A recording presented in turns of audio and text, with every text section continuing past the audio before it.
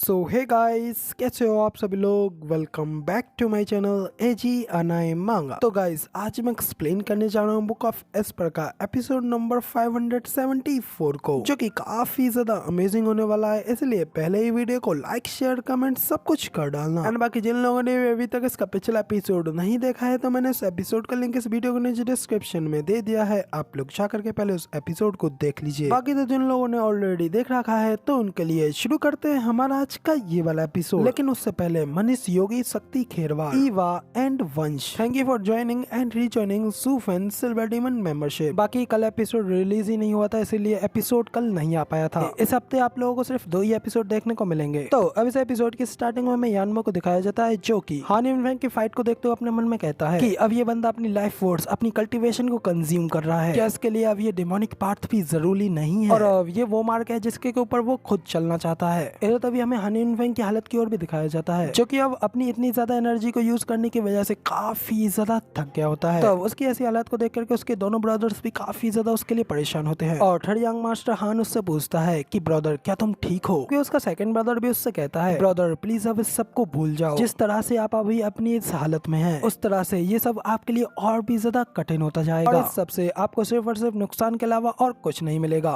और अगर इस सब के बावजूद भी अगर आप इन 6 के 6 को भी हरा देते हैं, लेकिन फिर एंड पे जाकर के जब आप उसके सामने खड़े ही नहीं हो पाएंगे, तो फिर आपके इस सब फाइट का तो कोई मतलब ही नहीं रह जाएगा। अब हान युनफेंग तो अपने ब्रदर की इस सब बातों का कोई जवाब ही नहीं देता। उसकी आंखों में सिर्फ उसका टारगेट ज़ूफेन ही दिख रहा होता है, जैसे कि वो इस सब के बारे में सिर्फ उसके साथ में एक फाइट लड़ना चाहता है। तो अब हान युनफेंग इन सब बातों के ऊपर एक पल के लिए रुक करके सोचने लगता है, और फिर वो कहता है कि कल्टीवेशन का मतलब ही ये होता है, हमें प्रकृति की व्यवस्थाओं के अगेंस्ट जाना है। इसलिए अब अगर मैं सबसे स्ट्रॉन्गेस्ट से फाइट लड़ने के अपने इस चांस को खो देता हूँ, तो मुझे अपनी पूरी जिंदगी इस बात का बहुत ज्यादा रिग्रेट रहेगा। ज़ूफेन, तुम भले ही मुझे खुद से फाइट लड़ने के लायक ना समझो, लेकिन फिर भी मेरी नजरें हमेशा तुम पर ही रहेंगी, और तुमसे फाइट लड़ने के लिए मेरी कल्टीवेशन कभी नहीं रुकेगी। तो इधर हान युनफेंग की ये सारी बातें सुनकर के तो बाहर से जेंटल स्वॉर्ड भी काफी ज्यादा इमोशनल हो जाता है, और कहता है कि हाँ, तुम्हारे लिए यही एक तरीका है डेमोनिक यंग मास्टर। तुम्हारी ये लड़ाई उसे हराने के लिए नहीं है, बल्कि ये साबित करने के लिए है कि आप कभी भी किसी चुनौती से नहीं डरते, और यही एकमात्र रास्ता है जिससे कि तुम आगे बढ़ सकते हो। तो अब इधर वेंटाओ को इस तरीके से देख करके तो इधर ज़ीटियन भी अपने मन में कहता है कि बिल्कुल ठीक वैसे ही जैसे कि मैंने ज़ूफेन को अपना प्रतिद्वंदी बनाया, और मेरी ये चीज वास्तव में उससे आगे निकलने के लिए तो कभी नहीं थी, बल्कि अपने आप को आगे बढ़ने से कभी न रोकने के लिए थी। तो अब इधर सीन वापस से हमें अंदर का दिखाया जाता है, जहाँ पे कि अब हान युनफेंग का अगला अपोनेंट ल्यूजी होता है। आगे बढ़कर के स्माइल करते हुए हान युनफेंग से कहता है कि यंग मास्टर हान, अब तुम्हारा अगला अपोनेंट मैं हूँ, मगर मैं तुम्हें बता दूं कि मैं उन दोनों जैसा बिल्कुल भी नहीं हूँ जिनका कि तुमने अभी अभी सामना किया, और मैं अपने आप को बिल्कुल भी होल्ड बैक नहीं करूंगा, इसलिए प्लीज रेडी हो जाओ। इस पे हान युनफेंग में स्माइल करते हुए उससे कहता है कि मैं ये जानता हूँ, इन दोनों मैंने तुमको अच्छी तरीके से देखा है, तुम डीमन स्कैमिंग सेक्ट के उन सब में से सबसे वाहियात और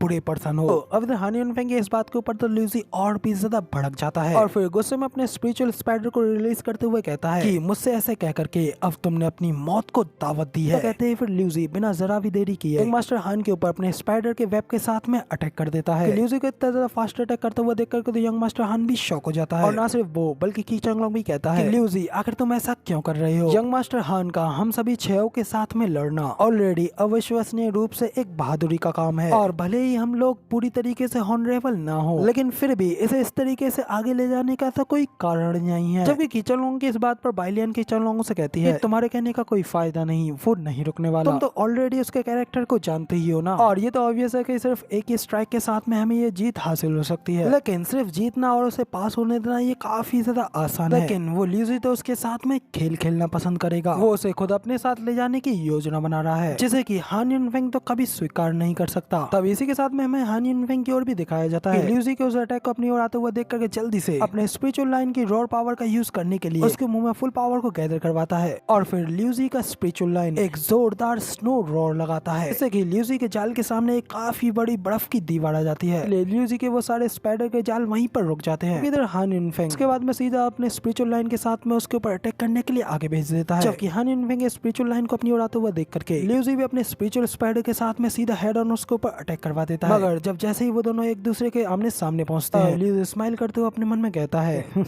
यूजलेस, मैं बेकार में तुम्हारा सामना हेड ऑन नहीं करने वाला। तो कहते ही ल्यूजी पहले की तरह अपने स्पाइडर की बड़ी सी फॉर्म को काफी सारे छोटे छोटे स्पाइडर में कन्वर्ट कर देता है, जो कि अलग अलग होकर के हान युनफेंग के स्पिरिचुअल लाइन को छोड़ करके सीधा हान युनफेंग के ऊपर डायरेक्ट अटैक करने के लिए आगे बढ़ने लगते हैं। उन सभी स्पाइडर्स को अपनी ओर आते हुए देख करके तो फिर से हान युनफेंग काफी ज्यादा हैरान हो जाता है, जबकि बाहर से ये सब देख करके तो वो किंग भी कहता है कि हान युनफेंग सच में एक ट्रूली रूथलेस है। ल्यूजी जैसे किसी व्यक्ति से मिलते ही जो उसे थका देना चाहता है, वो उसकी बजाय अपनी पूरी तरीके से जान जोखिम में डाल करके अपनी पूरी ताकत का यूज कर रहा है। यानवो भी कहता है कि वो बच्चा काफी ज्यादा जुनूनी है और मुझे ये पसंद है और मैं ये होप करता हूँ कि मैं उसे डबल ड्रैगन मैनर में देख पाऊँ। यानवो की इस बात पर वो किंग कहता है कि एक पर्सन जो कि मिडिल 3 सेक्ट से है और सिर्फ सेकंड लेयर की इथेरियल स्टेज पर है, उसके लिए तो डबल ड्रैगन मैनर में एंटर करना बहुत ही ज्यादा मुश्किल है। तो तब इस पर यानवो कहता है कि ये सब कुछ अब सिर्फ और सिर्फ एक्सीलेंटेड के ऊपर ही डिपेंड करता है। तो तभी हमें वापस से फाइट का सीन दिखाया जाता है कि हान युनफेंग ने भी सीधा अपने स्पिरिचुअल लाइन के साथ में ल्यूजी के ऊपर अटैक कर दिया होता है। उसे अपनी ओर आते हुए देख करके ल्यूजी भी स्माइल करता है और हंसते हुए कहता है कि जितना ज्यादा तुम इस सबको खत्म करने के लिए उत्सुक रहोगे, तो उतना ही ज्यादा तुम थकने लगोगे। इतना कहते ही ल्यूजी इशारा करते हुए उन सभी स्पाइडर्स को वापस आने के लिए ऑर्डर दे देता है। तो ल्यूजी से इतना ऑर्डर मिलते ही वो सभी के सभी स्पाइडर्स बड़ी तेजी से वापस की ओर मुड़ करके आने लगते हैं और वो सभी एक वेब में कन्वर्ट होकर के बीच में ही हान युनफेंग के लाइन के ऊपर अटैक कर करके उसे अपने वेब में चारों ओर से बीच में ही जकड़ लेते हैं। वैसे हान युनफेंग का वो स्पिरिचुअल लाइन वहीं पे बीच में रुक जाता है। ल्यूजी हंसते हुए एक डेविलियस स्माइल में हान युनफेंग से कहता है, यंग मास्टर हान, तुम्हारे लिए ये बैड लक है कि तुम आज मुझसे मिले। और क्या तुम्हें पता है कि आखिर स्पाइडर्स किस तरीके से अपना खाना खाते हैं? वो अपने खाने को सबसे पहले अपने जाल में ट्रैप कर लेते हैं ताकि उसका वो खाना अपनी जान को बचाने के लिए स्ट्रगल करने लगे, एंड पे थकने के बाद में अपनी मौत की भीख मांगे और उसके बाद में स्पाइडर अपने खाने को जिंदा खा जाते हैं। और ये एक लंबी प्रक्रिया है, क्योंकि तुम तो यहाँ एक क्विक फाइट के लिए उतावले थे, तब तुम मुझसे आकर के मिले। अब ल्यूजी की सब चीजों की वजह से हान युनफेंग भी काफी ज्यादा गुस्सा हो जाता है और चिल्लाते हुए ल्यूजी से कहता है कि अभी ये देखना बाकी है, क्या तुम्हारा जाल इतना ज्यादा मजबूत है भी कि नहीं कि वो आज यहाँ पर मुझे रोक सके। तो कहते हुए फिर हान युनफेंग अपने स्पिरिचुअल लाइन को कंट्रोल करते हुए अपने लाइन के पंजों से ल्यूजी के जालों को काटने लगता है। इस पर ल्यूजी एक डेविलिश से स्माइल पास करते हुए कहता है